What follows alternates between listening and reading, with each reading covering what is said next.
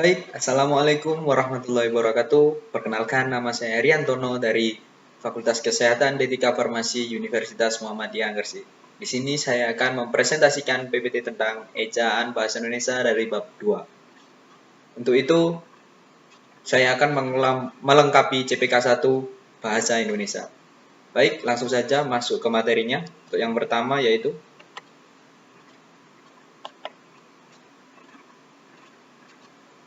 perkembangan ejaan dalam bahasa Indonesia.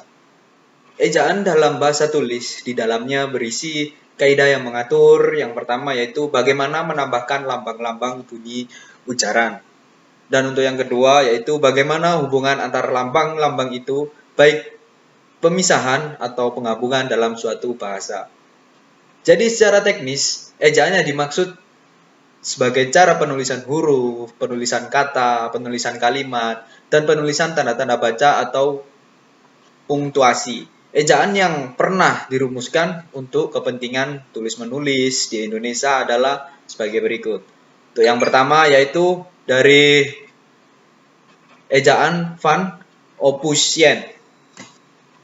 Lalu yang kedua dari ejaan Sowandi tahun 1947. Lalu yang ketiga yaitu dari ejaan Pembaruan tahun 1957. Dan yang keempat yaitu Ejaan Melayu Indonesia atau Melindo tahun 1959. Dan yang kelima yaitu Ejaan Lembaga dan Bahasa Kesusastraan atau LBK itu tahun 1966. Dan yang terakhir yang keenam yaitu Ejaan yang telah disempurnakan itu tahun 17 Agustus 1972. Baik, langsung saja masuk yang pertama dari Ejaan Van Ophuijsen. Ejaan Van Ophuijsen ditetapkan pada tahun 1901 dan diterbitkan dalam sebuah buku kitab logat Melanjui. Sejak ditetapkannya itu, Evan Van Ophuijsen pun dinyatakan berlaku sesuai dengan nama ejaannya yang disusun oleh C.H.A. Van Ophuijsen. Dengan dibantu oleh Engku Nawawi, Gelar Sultan Makmur, dan Muhammad Taib Sultan Ibrahim melakukan penyempurnaan ejaan dalam berbagai nama dan bentuknya. Lalu sebelum ejaan Van Ophuijsen disusun, para penulis itu umumnya mempunyai aturan sendiri-sendiri dan menuliskan konsonan atau vokal, kata, kalimat, dan tanda baca. Oleh karena itu, sistem ejaan yang digunakan pada waktu itu sangat beragam. Terbitnya ejaan Van Ophuijsen sedikit banyak mengurangi kekacauan ejaan yang terjadi pada masa itu. Beberapa hal yang cukup menonjol dalam ejaan Van Ophuijsen antara lain itu sebagai berikut yang sudah ada saya tulis di situ. Untuk huruf Y ditulis dengan J seperti sayang itu diganti sajang, lalu yakin menjadi jakin. Contoh kedua yaitu huruf U ditulis dengan OE seperti contoh umum, omem, lalu sempurna, sampoerna, tulisannya seperti itu. Lalu huruf A pada akhir kata atau suku kata ditulis dengan tanda koma di atas. Seperti rakyat itu diganti rakyat, rusak menjadi rusak, dan sebagainya. Lalu masuk ke kedua yaitu ejaan Sowandi tahun 1947. Disebut juga dengan Republik, yaitu ejaan baru yang disusun oleh Mr. Sowandi. Ejaan Sowandi disebut dengan Republik ialah ejaan yang baru disusun oleh Mr. Sowandi, penyusun ejaan baru yang dimasukkan untuk menyempurnakan ejaan yang berlaku sebelumnya, yaitu ejaan Van Ophuijsen juga, untuk menyederhanakan sistem ejaan bahasa Indonesia. Pada tanggal 19 Maret tahun 1947, setelah selesai disusun ejaan baru itu diresmikan, ditetapkan berdasarkan surat keputusan Menteri Pendidikan, Pengajaran, dan Kebudayaan Republik Indonesia nomor 264 kalau nggak salah. Ya, nomor 264 tanggal 19 Maret tahun 1947 ejaan itu diresmikan dengan nama ejaan Republik. Ejaan Republik ini lazim disebut ejaan Soehardi karena namanya sesuai dengan nama orang yang memprakarsinya. Seperti kita ketahui, Soehardi merupakan nama Menteri Pendidikan, Pengajaran, dan Kebudayaan ketika ejaan itu disusun oleh Bapak Soehardi. Karena itu wajar jika ejaan yang disusunnya juga dikenal sebagai ejaan Soehardi. Terdapat perbedaan ejaan Republik dan ejaan Van Ophuijsen yang tampak mencolok menurut saya. Dapat diperhatikan dalam uraian yang ada di bawah itu. Ejaan Van Ophuijsen itu jika OE itu OM itu OE tadi, lalu jika ejaan Republik itu U tetap menjadi umum. Lalu jika maklum,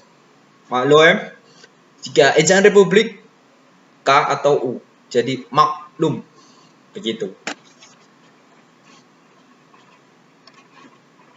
Kelemahan dalam ejaan Soehardi atau Republik diantaranya adalah masih berlaku ejaan Republik, ialah digunakan pepet sebagai bunyi pelancar kata, khususnya pada kata-kata baru yang asalnya tidak menggunakan pepet. Contohnya itu apa? Itu kritik harusnya jadi keritik, lalu pabrik jadi pabrik, praktik menjadi praktik, begitu.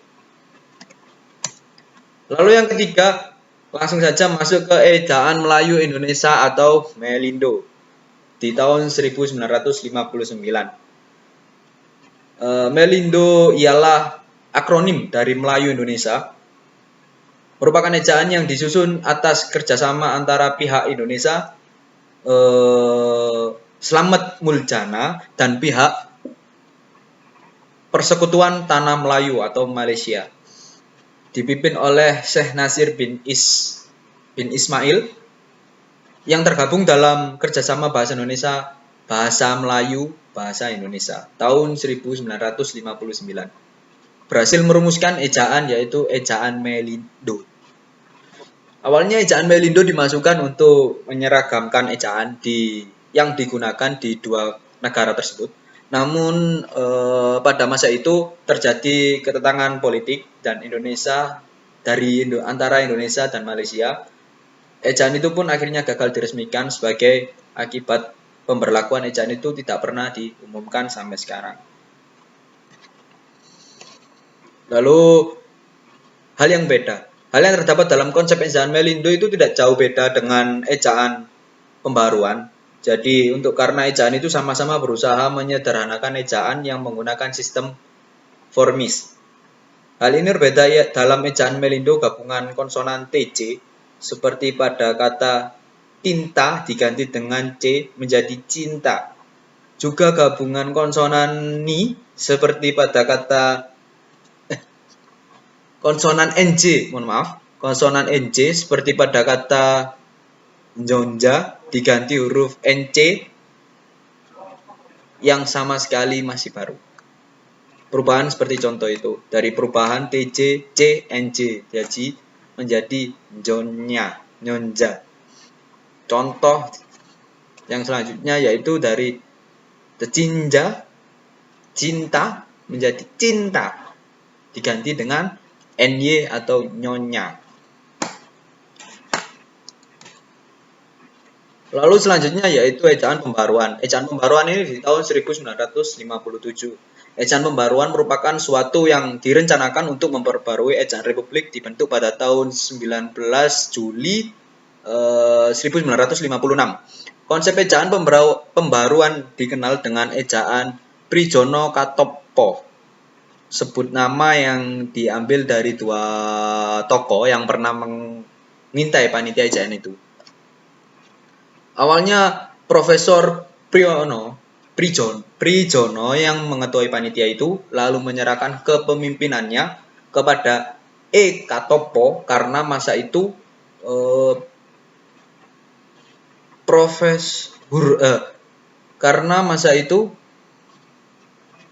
Profesor Prijono diangkat menjadi Menteri Pendidikan, Pengajaran, dan Kebudayaan sehingga tidak sempat lagi melanjutkan tugasnya sebagai ketua panitia ejaan.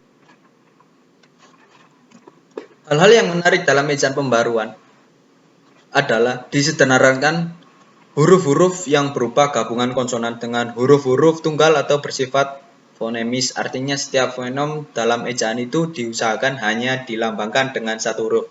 Tampak seperti contoh di bawah, yaitu dengan NG menjadi N, NC menjadi N, SC menjadi S. Tetap seperti itu.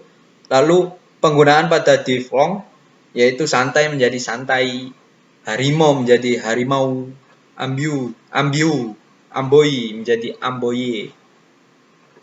Seperti itu. Lalu untuk yang terakhir yaitu ejaan Lembaga Bahasa dan Kesusastraan atau LBK di tahun 1966. Ini termasuk ejaan baru. Ejaan LBK merupakan lanjutan dari rintisan panitia ejaan Melindo. Pelaksananya pun terdiri dari panitia ejaan LBK, Lembaga Bahasa dan Kesusastraan atau Pusat Pembinaan dan Pengembangan Bahasa. Juga dari panitia ejaan bahasa Melayu yang berhasil merumuskan ejaan yang disebut ejaan baru.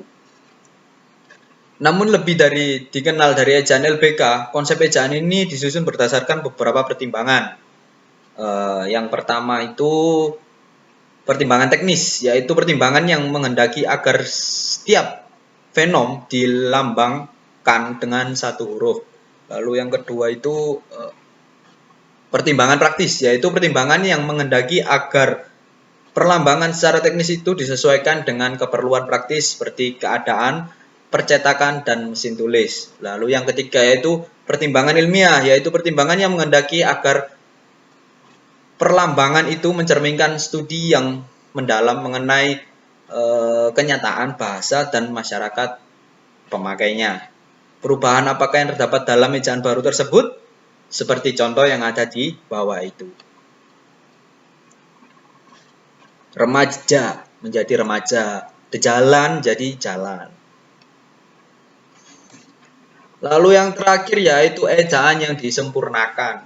Lah, ejaan yang disempurnakan ini atau EYD diresmikan pada Presiden Republik Indonesia Soeharto pada tahun 1972, 16 Agustus 1972, merupakan lanjutan dari ejaan baru atau ejaan LBK. Pedoman ejaan bahasa Indonesia disebut dengan pedoman umum karena dasarnya hanya mengatur hal-hal yang bersifat umum. Namun ada hal-hal yang bersifat khusus yang belum diatur dalam pedoman itu, yang disesuaikan dengan kritik tolak khusus yang belum diatur.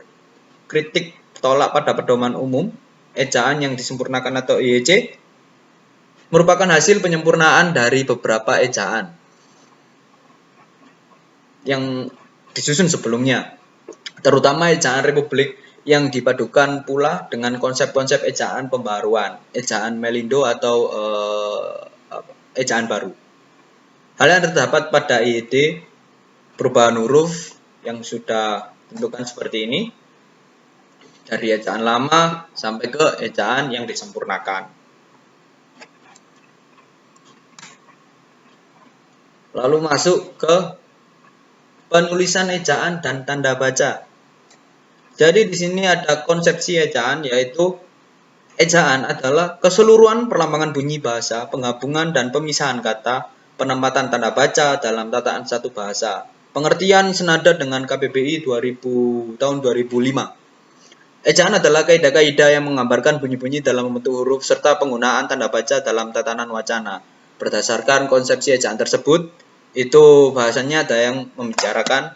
Yang pertama, pemakaian huruf vokal dan konsonan, penggunaan huruf kapital dan kursif, penulisan kosakata dan bentukan kata, lalu penulisan unsur serapan, afikasi dan kosakata asing, dan yang penempatan dan pemakaian tanda baca. Kelima aspek tersebut ditata dalam kaidah ejaan yang disebut ejaan yang disempurnakan sejak tahun 1972.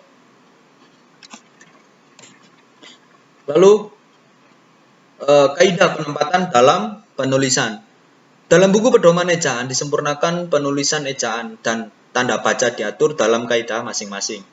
Yang pertama yaitu penulisan ejaan yang diatur tersebut diantaranya pemakaian abjad yang diatur tersebut diantaranya pemakaian abjad, huruf vokal, huruf konsonan, dan abjad. Lalu persukuan yaitu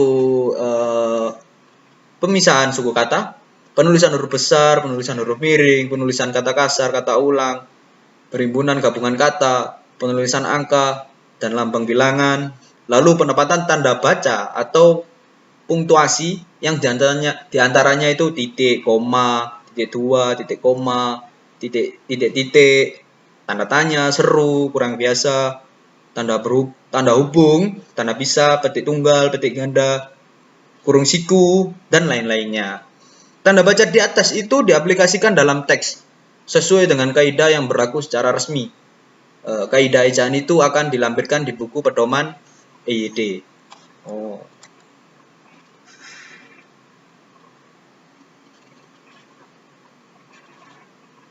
Lalu ke-16 penempatan tanda baca tersebut dideskripsikan sebagai berikut.